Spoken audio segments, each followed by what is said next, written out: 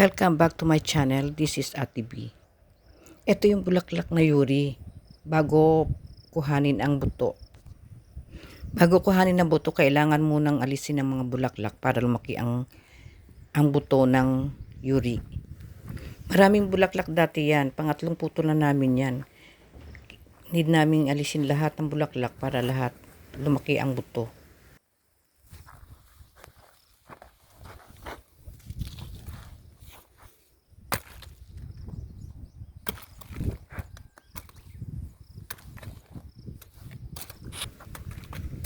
Tingnan nyo naman kung gaano kalawak yan. Ang dali lang tignan ng trabaho na yan. Pero after 8 hours na paglalakad at pagpuputol niyan, para na akong lasing at pasuray-suray.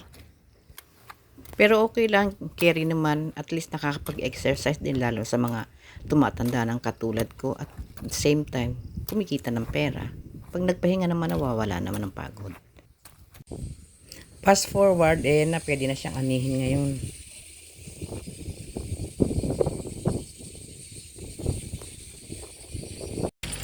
Sa lawak niyan at init, kala mo hindi makatapos, pero dahil marami nga kami, 2 weeks lang namin ginawa yan.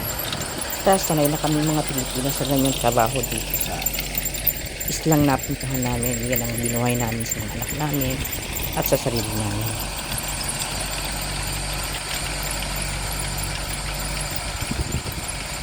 Kung napansin nyo, nakapayong kami dyan kasi summer yan, sobrang init.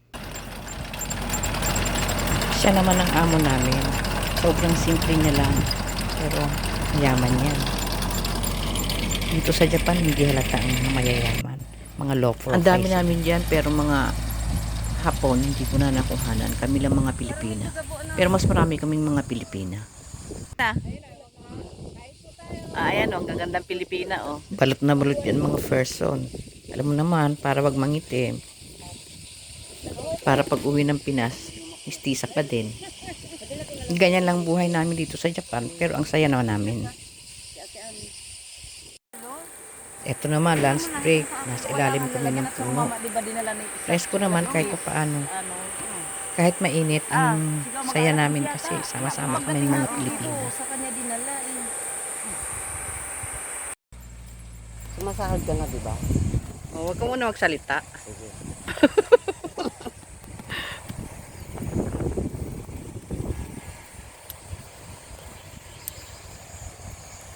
Yan ang itsura ng buto. Ipagbibili din yan para gawing halaman. Tapos, magiging bulaklak na siya.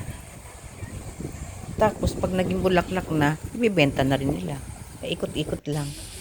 Yan, nilalagay na sa truck ang finished product. Tapos, puhugasan man yan bago ipagbili.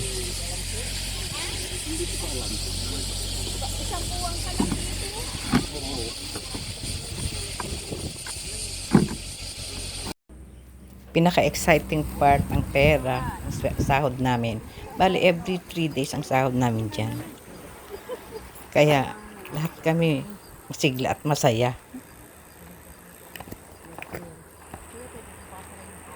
Sulit ang pagod namin. Ay, sabi ko na ako ang first. Ikaw kasi nauna dito eh. Alat nang nag-aantay. Hi. Arigato. Daganan na lang natin ng ano na.